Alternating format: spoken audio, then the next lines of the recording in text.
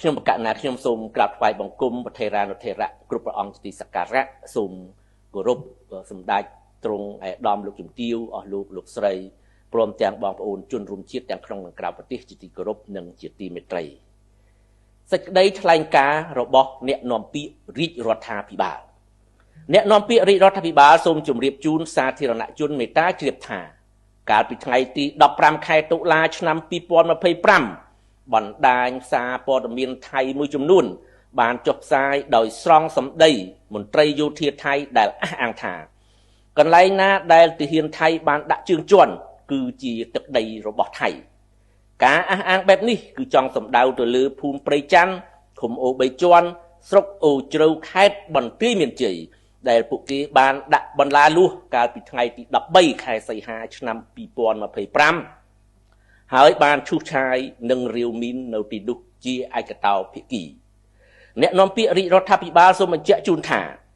ព្រំដែនកម្ពុជានិងថៃគឺជាព្រំដែនអន្តរជាតិរវាងរដ្ឋនិងរដ្ឋដែលត្រូវបានកំណត់ដោយអនុសញ្ញាឆ្នាំ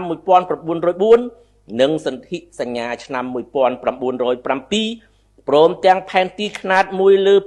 200,000និងមានបង្គោលព្រំដែនចំនួន74បង្គោលដែលត្រូវបានបោះកាលពីជាង100ឆ្នាំមុន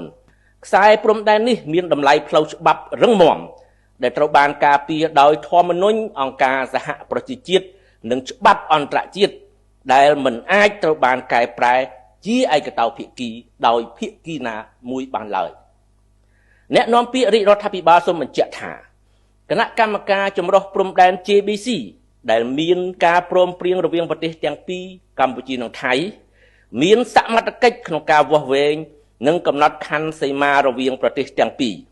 ក្នុងពេលរងចាំការវាស់វែងនិងកំណត់ខណ្ឌសីមារបស់ JBC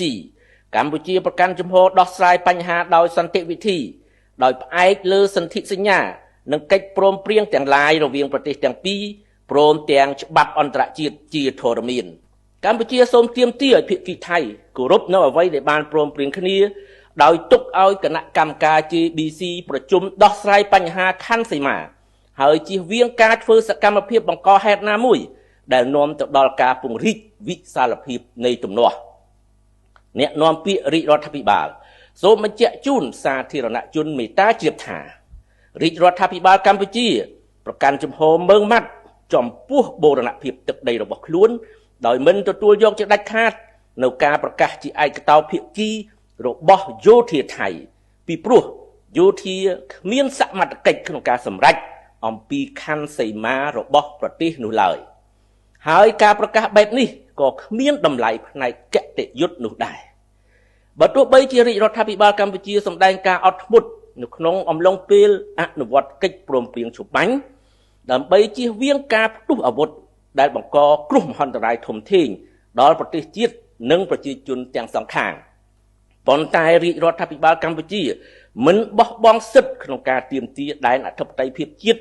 បូរណភាពទឹកដីរបស់ខ្លួនស្របតាមអនុសញ្ញាសន្ធិសញ្ញានិងច្បាប់អន្តរជាតិនោះឡើយសូមអរគុណ